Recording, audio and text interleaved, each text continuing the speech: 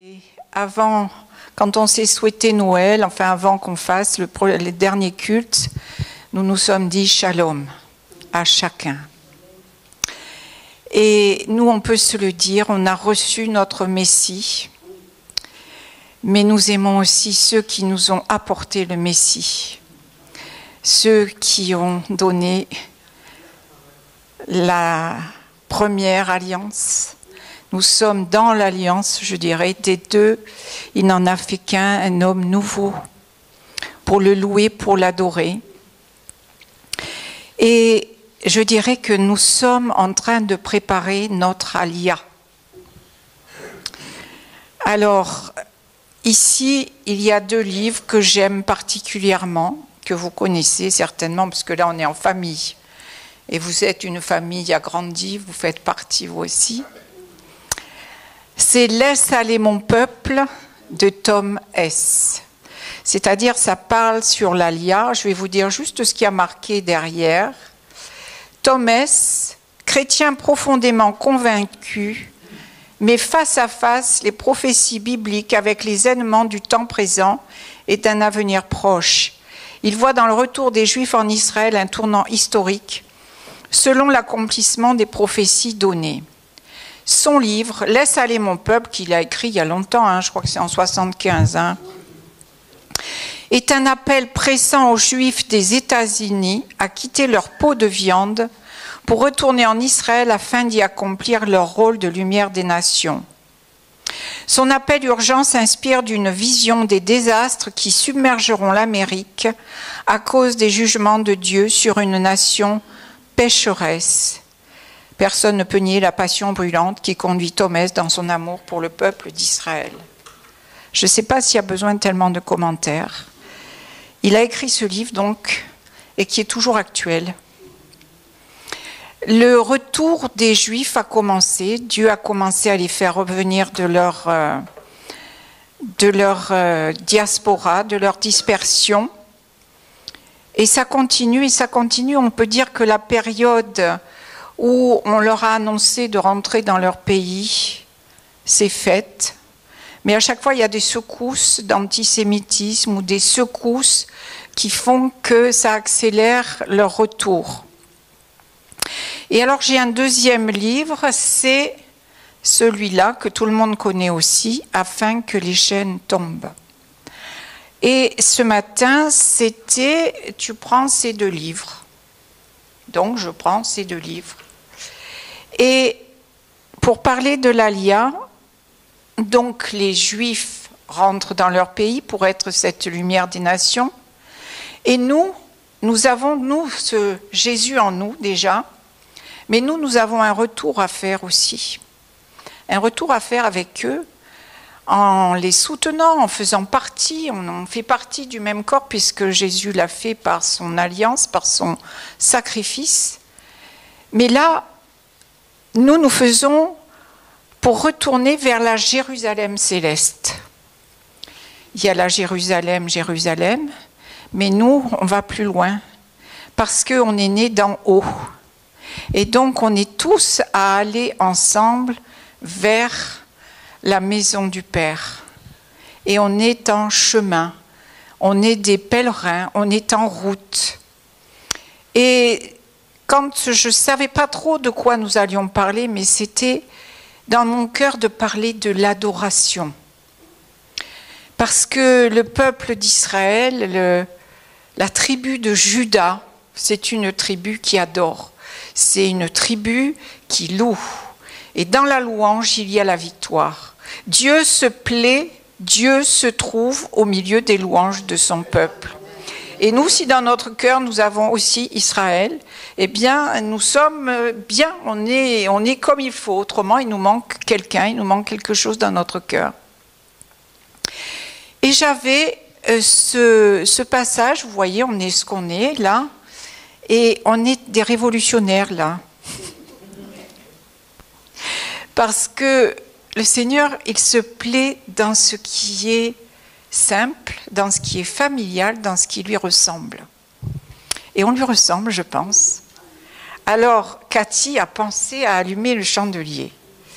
Et c'est quelque chose que j'aime beaucoup parce que c'est pas pour une habitude qu'on l'allume. C'est simplement parce que le Seigneur m'a mis à conviction très souvent, depuis très longtemps, de l'allumer en disant mais ça c'est ma lumière. Et si vous voulez un esprit de révélation, vous l'allumez. C'est pas magique, c'est la foi dans ce que le Seigneur nous dit. J'aime beaucoup le chandelier de Hébreux 1, et je le dis souvent. Nous sommes les héritiers. Dieu a parlé par Jésus le Fils, qui est héritier, et nous sommes. Par lui, il a créé le monde par la parole, avec Jésus et nous. Il dit et la chose arrive. Si nous disons, nous aussi, nous allons voir que Moïse, Dieu lui a dit, tu es comme moi, tu es Dieu devant Pharaon. Tu parles et la chose arrive. Donc nous aussi, faisons attention à nos paroles. Et il est l'empreinte de la personne de Dieu, Jésus. Et chacun d'entre nous aussi, on est l'empreinte.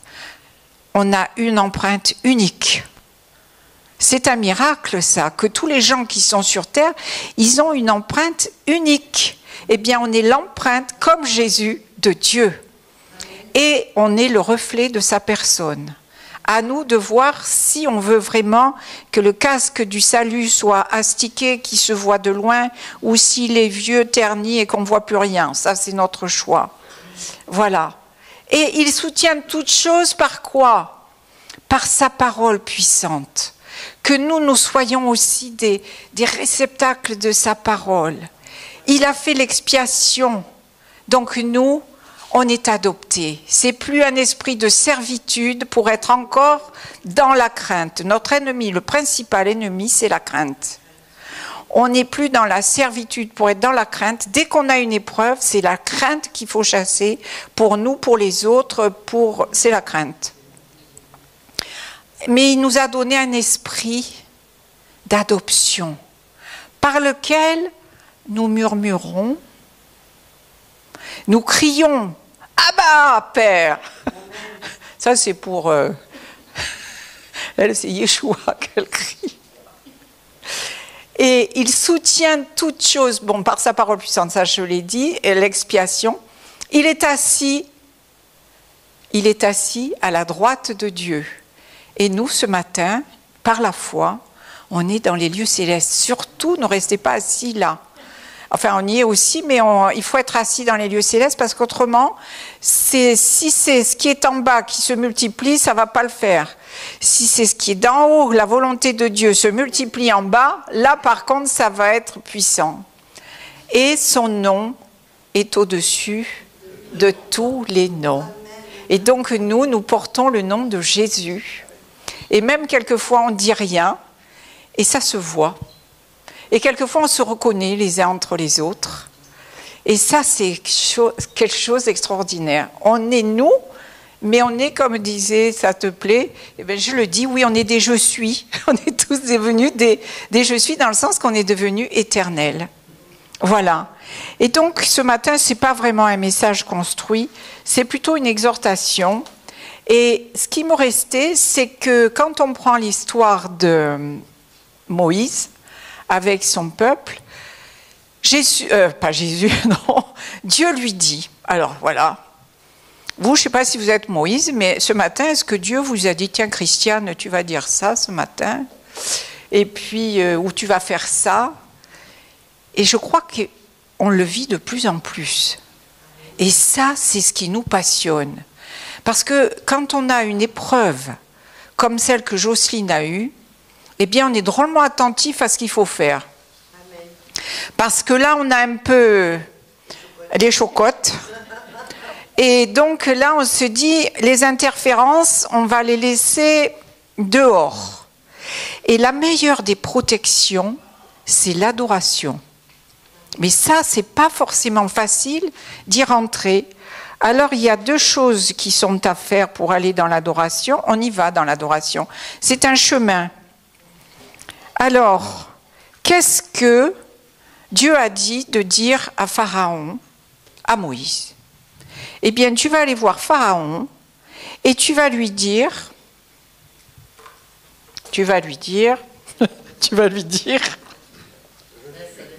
laisse aller mon peuple. Mais laisse aller mon peuple pour qu'il me célèbre au désert, qu'il fasse une fête en mon honneur. Et dans d'autres versions, il y a marqué que laisse aller mon peuple afin qu'il me serve. Laisse aller mon peuple afin qu'il me loue et que vraiment ce soit ma gloire qui soit révélée. Alors c'est pour ça qu'il y a aussi ce livre, parce que ce livre en fait c'est tout ce qui nous empêche d'adorer, et parce que nous avons d'autres dieux dans nos vies, des dieux qu'on a reconnus, des dieux qu'on n'a pas reconnus, et nos petits dieux, nos grands dieux, les dieux habituels, les habitudes, tout ça, ce sont des choses. Et j'ai lu exprès derrière, là, parce que Thomas parle, alors il a une façon de dire, vous avez peut-être retenu, afin que les Juifs des États-Unis quittent quoi? Leur peau de viande. C'est quand même particulier comme expression. Et je me suis dit, pourquoi a-t-il dit ça? Parce que quand vous connaissez Thomas, il ne cherche pas à choquer, pas du tout. Mais c'est parce que c'est l'estomac qui nous tient. C'est l'homme, c'est le corps, c'est tout ce qui est humain. Et qu'est-ce qui a besoin d'être libéré beaucoup? C'est que nous, notre esprit, si nous avons reconnu qu'on est pécheurs, Dieu nous délivre, c'est la Pâque. Il nous permet de sortir d'Égypte. Mais après, il faut que l'Égypte, elle sorte de nous. C'est nos mentalités, c'est tout ce qui nous tient.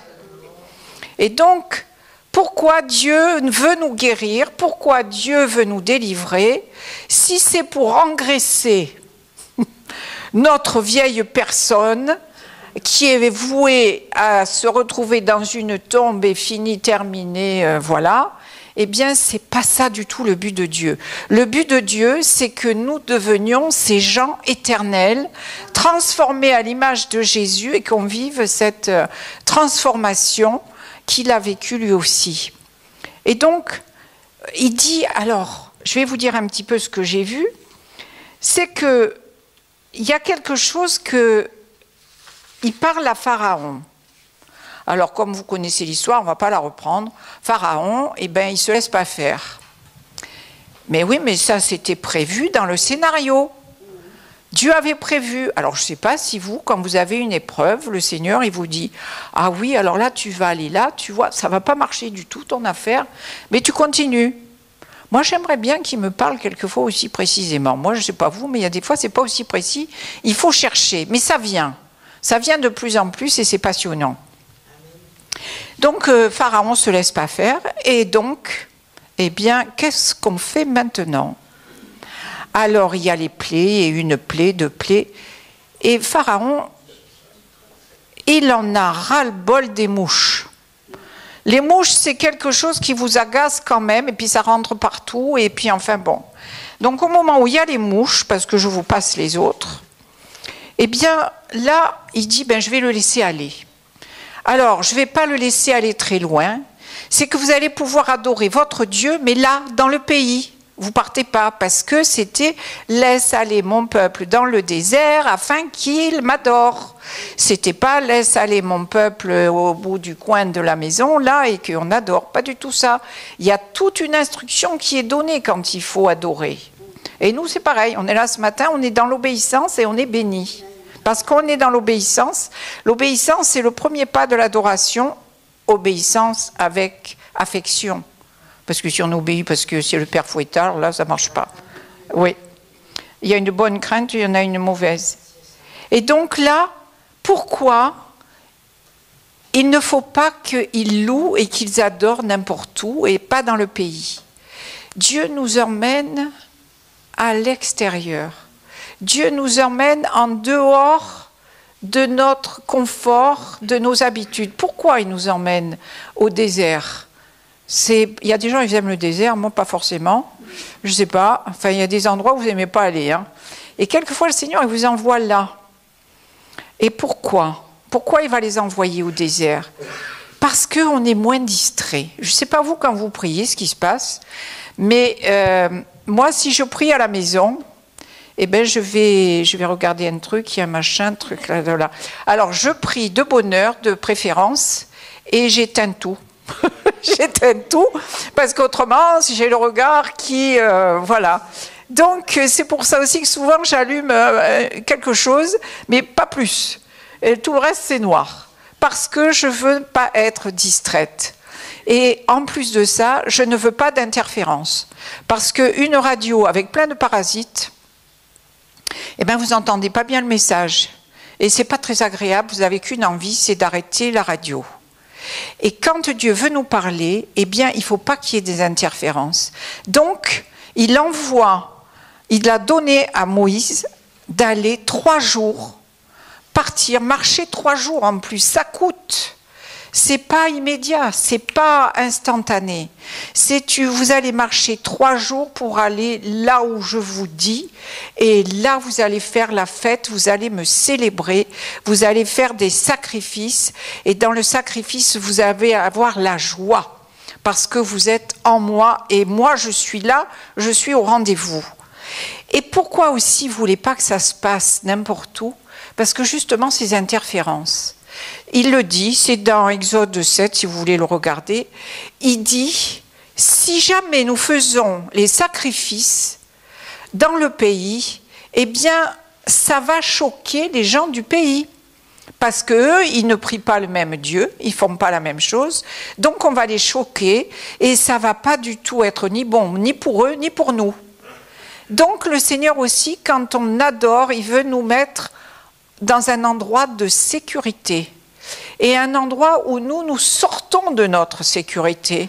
C'est-à-dire que là, on n'est plus simplement à la merci du Seigneur, si on peut dire, à la merci, ou au contraire, dans sa protection.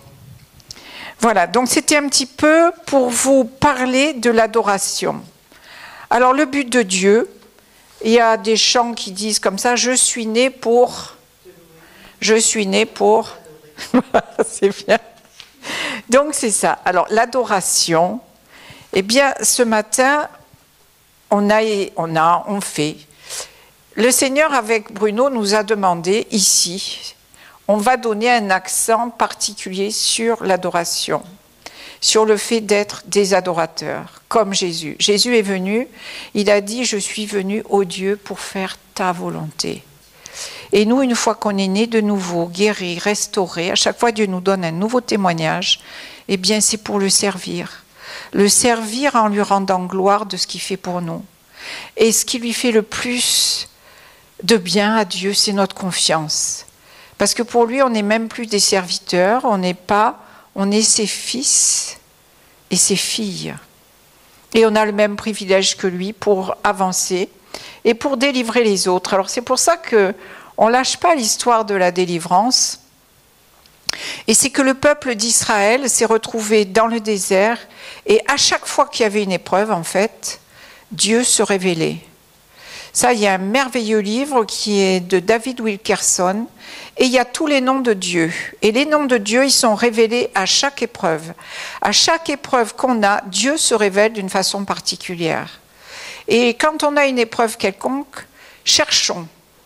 Parce qu'il y a aussi Jéhovah Jireh, par exemple. Est-ce que vous savez ce que ça veut dire, ça? Dieu pourvoit. Je ne suis pas tout à fait d'accord. C'est Dieu a pourvu. Oui, c'est déjà fait. Et c'est comme quand vous avez un problème, si le Seigneur vous dit c'est déjà résolu, ça ne fait pas du tout pareil que si vous dit ben, mon ami, là, il va falloir que tu en donnes un coup et puis tu ne sais même pas si le résultat il va être bon. C'est pas du tout pareil. L'espérance, c'est être sûr du résultat. C'est pas un vague espoir, oui, j'ai l'espoir que ça marche ou que ça marche pas. Non, non, il a pourvu. Et il a pourvu avec Jésus. Et quand on pense à la façon dont il a pourvu, c'est pour ça qu'on a voulu chanter ce chant-là, Shalom, Shalom. Parce que ce que Dieu veut, c'est que nous, on rende jaloux les Juifs. Alors j'ai dit, Seigneur, moi je suis ici. Il y a 35 ans, on était comme des fous pour Israël. Et là maintenant, je ne connais pas un seul Juif autour. Alors j'ai dit, Seigneur, mais quand même, il y a quand même un truc. Alors le seul qu'on a repéré, on l'a un petit peu, comment dire, il est devenu notre victime, mais pas longtemps. C'est qu'il était au marché et donc il vendait des produits d'Israël. Mais bon, on n'a vu que là non plus. Quand on a voulu faire des cours d'hébreu, je me suis dit, bon, avec le peu que je sais, je peux déjà commencer. Et quand j'ai commencé, c'était avec Françoise et puis c'était toi. Les deux se sont cassés le poignet. Pas si tu te rappelles. J'ai dit, bon, ben là, on va arrêter les frais parce que, dis donc, si on commence comme ça à parler d'Israël et que déjà pouvoir faire Aleph, il y en a deux qui se cassent le poignet, comment ça va se passer? La fin de l'alphabet, je ne sais pas dans quel état on va être. Bon, donc, on a lâché. Et c'était comme si... Et il y a beaucoup de choses qui ont été lâchées ici. Et je dirais que la passion de Bruno, c'est le chapiteau. Parce que c'est un peu l'attente de la rencontre. Il y a eu beaucoup de ministères, mais surtout pas les ministères, c'est pas tellement ça qui nous intéresse. C'est que la présence des ministères faisait que la présence de Dieu. Et donc il y a eu beaucoup de miracles, il y a eu beaucoup de choses. Et moi, quand je suis venue ici, c'est bizarre parce que dès que je suis arrivée pas loin là en voiture, j'ai comme une pensée qui vient, on rentre à la maison. Et comme si le Seigneur me disait, parce que j'étais déjà venue ici, on rentre à la maison. Bon, on rentre à la maison. Oui. Et alors moi ici, je suis quelqu'un qui est reçu beaucoup au travers de la prière. Et c'est pour ça que vous avez... c'est pas bien fait, hein, on va dire, c'est un brouillon. C'est un brouillon. Bruno, il me dit, refais-moi ça, parce que franchement, il y a tout qui tombe. Alors, on va refaire ça comme il faut. Mais c'est un petit peu mon acte de foi, c'est que quand je suis venue ici, c'était la prière, le jeûne. Et Dieu parle. Et Dieu nous mène, quand vous priez, quand vous adorez Dieu, Dieu parle. Et nous, ce qu'on veut, c'est être avec Dieu. Moi, je ne veux pas écouter le message d'un tel et un tel. Je veux que Dieu me parle. Je ne sais pas vous. Moi, j'aime bien ce que les autres disent, mais je préfère quand Dieu me parle à moi.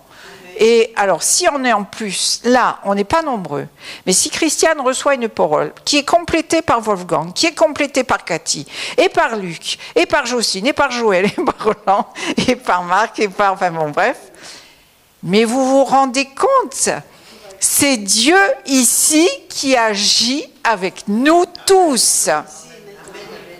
Et on croit à l'onction corporative, c'est-à-dire que Christ en nous, et Christ, c'est pour ça que l'église locale, je dirais, avec Bruno, on a reçu de vraiment s'y mettre. Alors on s'y est mis comment ? On s'y est mis tous les deux. En fait, vous êtes déjà le fruit d'une multiplication. Elle n'est pas encore... Mais tous les matins, Bruno va adorer, moi je vais adorer et nous adorons. On me fait déjà ça, voilà. Et ça, on a dit. Pourtant, il y a du travail, Bruno, il ne sait plus où il faut qu'il soit. Alors, le matin, sa prière, c'est Seigneur, la priorité, c'est où ? Alors, la priorité, tu passes un moment avec moi. Bon, donc c'est ce qu'on fait. Mais quelquefois, ça coûte, parce qu'il y a ça qui vous appelle, ça aussi. Mais non, on a dit non. On a dit non. Et notre détermination, c'est quelque chose qui produit la bénédiction. Amen. Et donc, Moïse, eh ben, il a dit non. Si le Seigneur a dit qu'il fallait aller louer l'Éternel dans 3 jours et là-bas, eh ben, c'est là-bas que ça va se passer. Et quand vous voyez, il y a un endroit où il est dit « Je serai, tu seras Dieu devant Pharaon ». C'est ce que dit Dieu à Moïse. Je crois que c'est dans le chapitre 7. Attendez, je vais retrouver. J'ai mis des notes, mais je ne regarde jamais les notes. C'est ça ma question. Alors. L'Éternel dit à Moïse, « Vois, je te fais Dieu pour Pharaon. » Eh bien, vois, Isabelle, je te fais Dieu pour Pharaon. Pharaon, c'est qui ? C'est notre ennemi.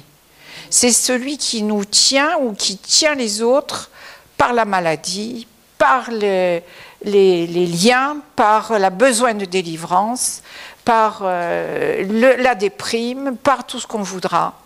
Et nous, si nous savons que nous sommes les fils et les filles de Dieu et que nous faisons attention à ce qu'on dit, Et ça, avec Bruno, il me dit, ah, maintenant, il faut que nos paroles, elles portent. Et que, ben, on parle moins et on fait plus. Alors lui, il parle plus et moi moins. Voilà, on essaie de régler le... Et oui, il y a des réglages à faire. Hein, donc, plus là et moins par là. Mais donc, je ferai de toi, je te fais Dieu pour Pharaon, mais vous pouvez le lire, c'est écrit. Oui, c'est Exode 7. Toi, tu diras tout ce que je t'ordonnerai. Il parle aussi de Aaron, mais j'ai pris que Moïse, hein, parce que autrement, ça va être trop long. Et donc, c'est pareil, là aussi, ils vont partir. Alors, oui, il y a un truc merveilleux aussi, c'est que quand vous êtes dans le combat, alors vous êtes en bas, vous vous démêlez, il y a des gens qui sont bienveillants avec vous, mais il y a aussi les anges, il ne faut pas les oublier, ceux-là. Et il faut croire qu'ils sont là parce qu'ils sont au service de ceux qui ont reçu le salut. Et alors, ça m'a beaucoup plu. Vous regardez, alors qui est-ce qui pourrait le chercher? Je crois que c'est dans Exode 14 au verset 19. Est-ce que quelqu'un peut nous lire ça? Il vient le lire là aussi, comme ça. Vas-y, ben viens. Allez, viens ici, on bouge, on remue, on réveille les autres. Oui, toi, Jocelyne. Comme ça, ils vont voir double. 2 Jocelyne d'un coup. 2 d'un coup, dis donc. C'est vrai que c'est rare. Hein. Ah ben oui, ben, c'est de la denrée rare. On est rare. Alléluia. L'ange de Dieu qui allait devant le camp d'Israël partit et alla derrière eux. Et la colonne de nuée qui les précédait partit et se tint derrière eux. Oui, vas-y. Elle se plaça entre le camp des Égyptiens et le camp d'Israël. Cette nuée était ténébreuse d'un côté et de l'autre, elle éclairait la nuit. Et les 2 camps n'approchèrent point l'un de l'autre pendant toute la nuit. C'est pas beau, ça? Moi, je trouve ça extraordinaire. Il faut lire les histoires de Dieu. Parce qu'on ne fait pas attention, on se lit les histoires. Moi, alors, quelquefois, je lis un peu en diagonale. Puis tout d'un coup, tac, je me dis, mais qu'est-ce que c'est que ça? Alors, d'un côté, il faisait nuit, de l'autre côté, et c'était la lumière. Et comme ça, les 2 camps ennemis, ils étaient là, comme ça. Et alors, on va attaquer l'autre, et puis l'autre, il est derrière. Et on va l'attaquer, l'autre, et l'autre, il dit, oh là là, ils nous poursuivent. Et il n'y a rien qui poursuit. Alors, moi, ça, c'est quelque chose... Il y en a qui ont lu du Jonathan Cahn. Et alors, la seule chose que j'ai retenue là-dedans, c'est que Dieu est le Dieu de la précision. Dieu contrôle tout. Il sait où vous en êtes, tous vos cheveux, tout ça, tout là-dessus, en bas, les feuilles qui tombent. Mais c'est extraordinaire. Et là, quand vous êtes dans le combat, il y a les anges. Et alors, de temps en temps, il permet de nous dire, et là, il nous dit, ben, regardez, lisez, ils y sont, les anges. Alors, quelquefois, moi, il y a des fois aussi, je dis à Bruno, tu vois, on est tous les 2 là. Et ben, par exemple, un exemple. En ce moment, il y a des arbres qui sont tombés. Merci Seigneur, ils ne sont pas tombés sur les maisons. Mais il faut quand même les enlever du milieu. Enfin, pas du milieu, mais les tirer, quoi. On ne peut pas les laisser comme ça. Donc, il est avec son tracteur, avec tout, enfin bon. Et une fois, alors il le fait, alors je prie pour que là aussi, il n'y ait rien qui se passe de mauvais, et quelquefois, il est avec d'autres. Alors moi, petite Josse, hein, c'est pas moi qui vais aller faire la tronçonneuse ou qui vais, mais je vois, je dis Seigneur, tu envoies un ange par là, et si jamais ça coince par là, tu décoinces, hein, parce qu'il y en a bien un costaud là qui va donner un coup. Et alors après, je dis, alors Seigneur, c'est entre nous, hein, ni par force, ni par puissance, mais par ton esprit. Et bien souvent, que ce soit pour moi ou pour autre chose, ça décoince. Et le gros arbre, ben maintenant, il est en train de se faire trancher en saucisson. Voilà. Et merci Seigneur, il va se retrouver dans le poil, les poils. Voilà. Et pour dire que dans nos combats, Dieu est là. Et les anges sont là. Et nous, pourquoi adorer? Adorer, c'est obéir. Alors, on partageait quelque chose l'autre jour avec Edwige, parce que on se parle, et j'en suis arrivée à une conclusion, c'est que quelquefois, le Seigneur, il nous demande des actes de foi. Alors, vous avez compris que c'est le Seigneur, vous allez faire l'acte de foi qu'il vous dit de faire. Bon. Et puis alors, c'est bien, merci Seigneur, il a répondu, j'ai fait l'acte de foi, il a répondu. Ça vous arrive ça, hein? Vous êtes content. Bon. Et puis d'autres fois, vous vous dites, ouh là là, là ça craint. Là c'est beaucoup plus dur, je ne sais pas comment on va faire pour y arriver.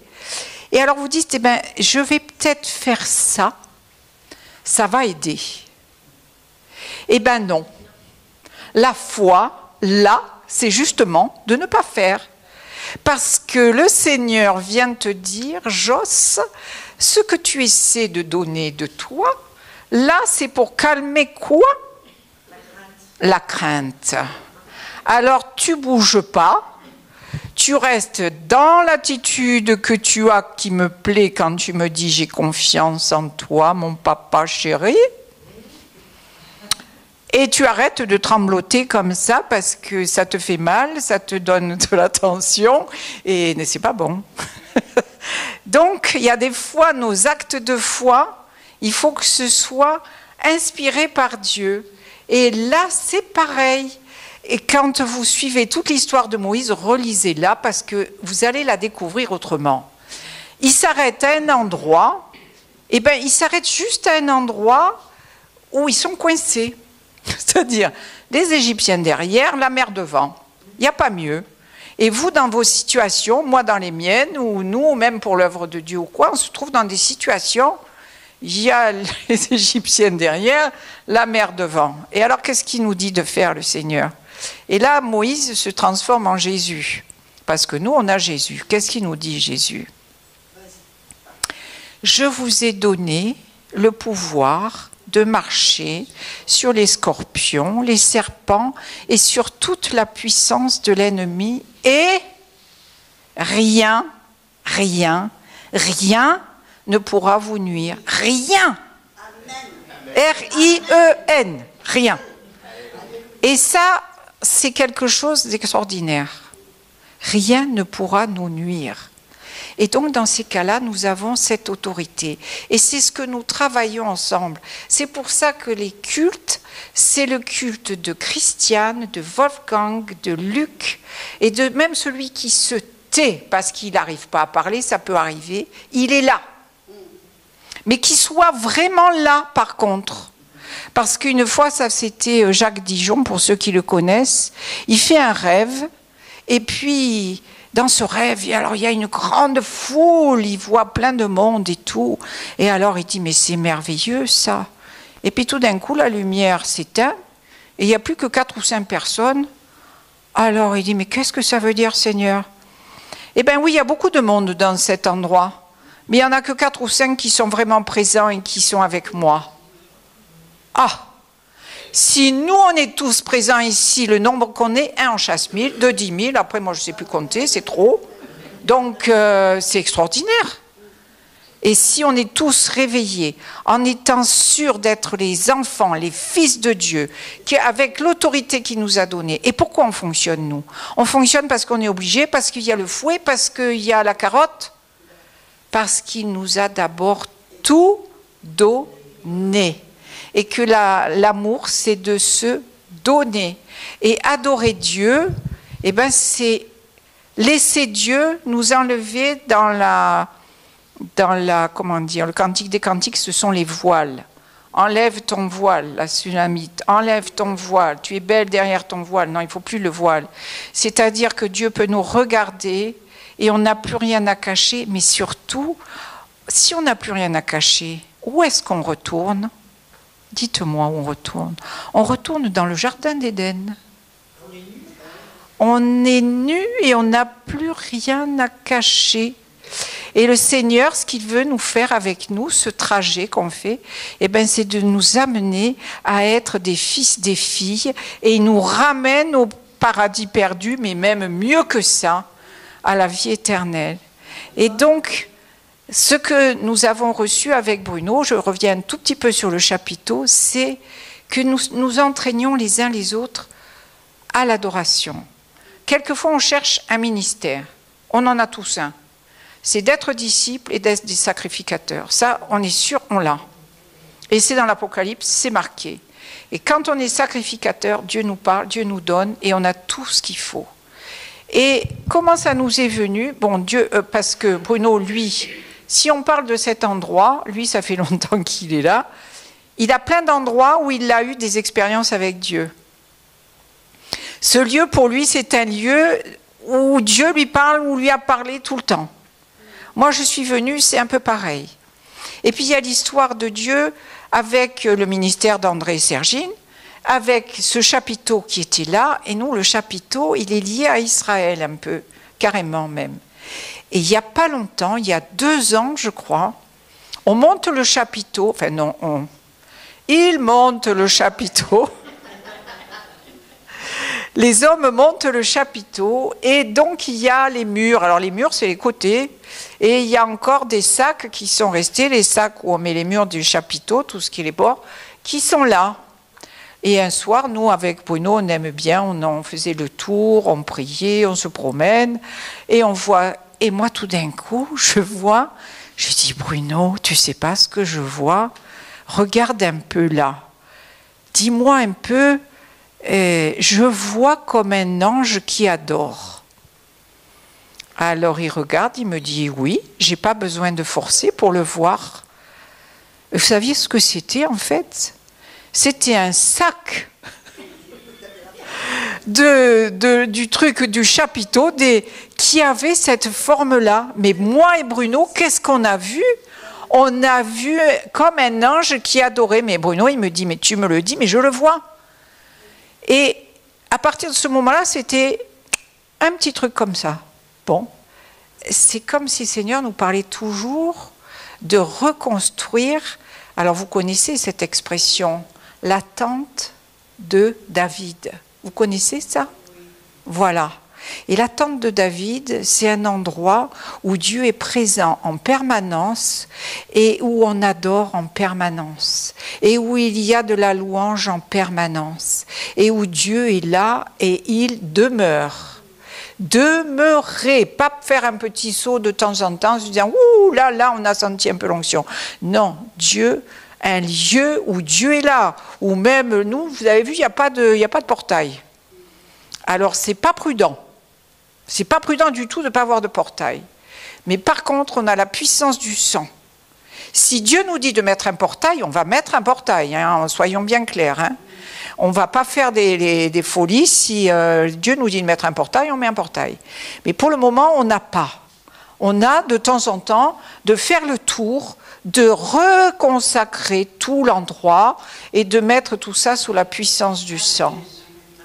Et moi, l'autre jour, je fais quelque chose, je ne vais pas vous raconter parce que c'est trop long après, mais j'ai fait quelque chose qui n'était pas très prudent.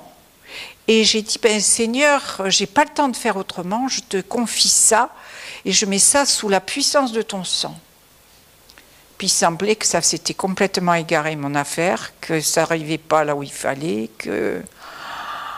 Alors là, je me suis dit, bon, ben, ce que j'ai fait, il va falloir que je le refasse.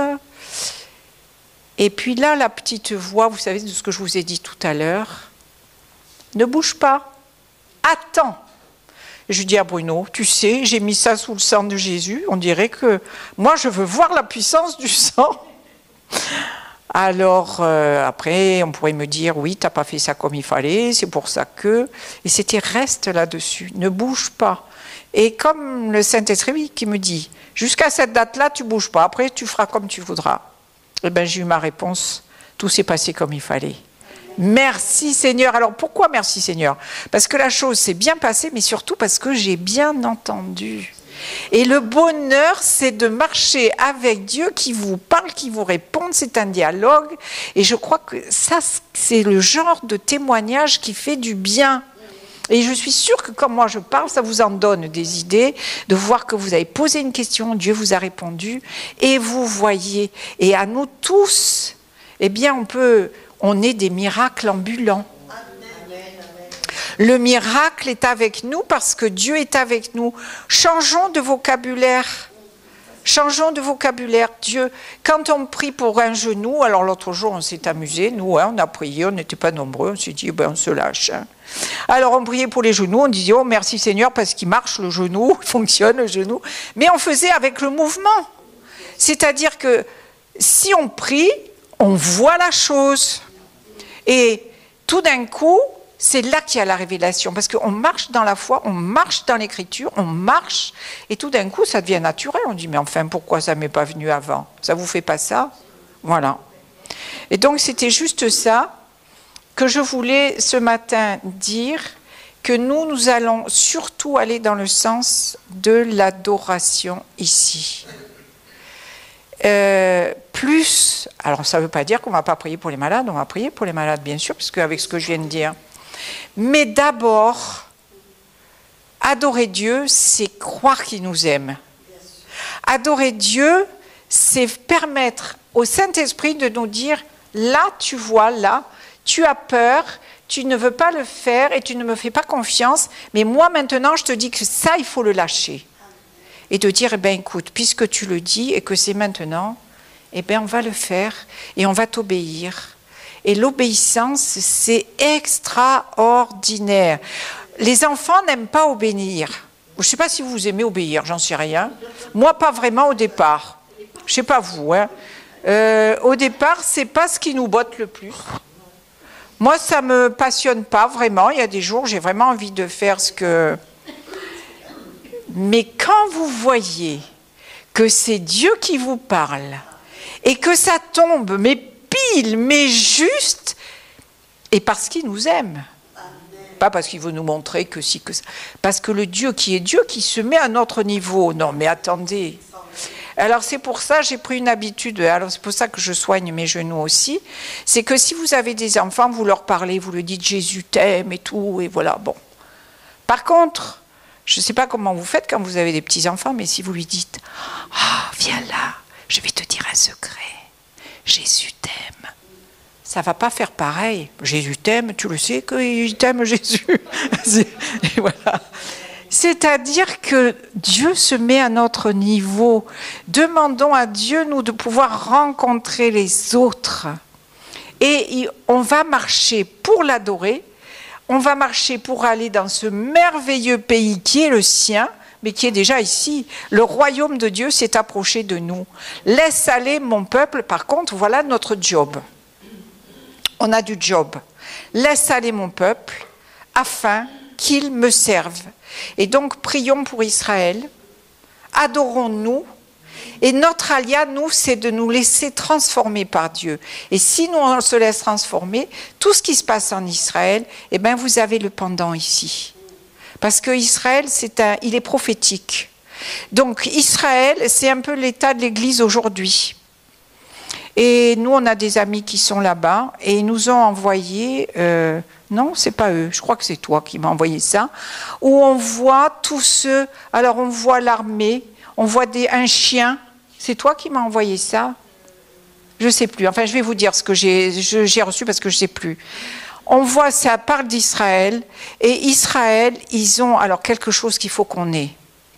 Ils ont un esprit patriotique, ils ont un esprit de corps. Ça fait un peu vieux comme expression. Mais nous, il faut qu'on ait un esprit de corps. S'il y en a un qui ne va pas, alors ça ne veut pas dire qu'on va faire ce qu'il veut, mais on va prier pour qu'il se passe ce qu'il faut dans sa vie. Aimer, ce n'est pas non plus toujours... Hein, on est d'accord, quand il y a des enfants, ah, tu veux un chewing-gum? Oui. Eh bien, je vais te le donner, même si tu n'as pas l'âge, tu vas te l'avaler, puis ça va te faire des trucs. Non, ben non, tu ne vas pas avoir de chewing-gum parce que tu n'as pas l'âge, là, point. Et voyez, tu es méchant, ben oui, je suis méchant pour aujourd'hui, c'est comme ça. Mais autrement, si je me retrouve avec toi qui n'est pas bien, les doigts dans la prise, ça ne va pas non plus. La bicyclette, si tu n'as pas du tout fait d'essai, ça ne va pas non plus, on va te mettre les roulettes d'abord. On est comme ça. On est comme ça. Mais vraiment, moi je vais vous dire un truc, je deviens obéissante. Ça commence à me plaire à l'âge que j'ai. Peut-être un peu tard, mais non, jamais trop tard. Jamais trop tard. Et de plus en plus, ça me plaît. Je dis, mais qu'est-ce que... Mais alors, il y a des fois, ça me plaît moins. Parce que, par exemple, avec Bruno, je vais finir là. Bon, la maison d'ici, c'est un peu comme pour Israël, eh bien, elle sera mieux qu'avant. La deuxième maison, AG. Alors, la seule chose, c'est qu'il faut lire AG1, AG2. La jeunesse vient à nous comme une rosée, mais ce n'est pas nous qui sommes âgés, mais c'est le âgé, dans le sens qu'il faut faire passer toujours la maison de Dieu avant la nôtre. Ça, c'est... Et de travailler, et Dieu est avec nous. Ça, c'est vraiment la chose la principale qu'on ait reçue. Et je crois que si on fait ce genre de choses, alors oui, on a des projets. On a, par exemple, on a quelqu'un qui doit venir d'Israël, on ne sait pas encore quand. Tony Sperandeo. Mais avec un nom pareil, on l'espère. Mais ça fait un moment qu'on l'espère. Mais le Seigneur a prévu quand, et on ne sait pas encore quand, mais il veut venir déjà, c'est extraordinaire, il veut venir. Bon. Parce qu'on voudrait avoir aussi un aller-retour avec Israël qui soit du vécu, pas simplement des nouvelles qu'on reçoit comme ça. Et pour dire, parce que quand je reviens à ce que j'avais vu, c'était, on me parlait de l'Église et de l'état de l'Église, c'est que Israël, alors on me passait une vidéo où on voyait Israël, donc il y a cet esprit de corps, j'y reviens, et alors même le chien, il faisait la guerre, le chien aussi. Ils font la guerre, les chiens, tout le monde fait la guerre. Et le chien, vous le voyez, le pauvre, il a une prothèse, le chien. Et puis vous voyez la mariée, alors elle a le fusil. Ouais, c'est le même truc dont on parle. Et vous voyez, moi j'ai fini de voir ça, mais j'ai dit, mais Seigneur... Mais ils ne sont pas abattus. Moi, rien que de voir la vidéo, j'étais déjà comme ça. Et ils ont cet esprit combatif et de patriote. Mais je crois que Dieu veut qu'ils aient aussi un esprit de grâce et de supplication.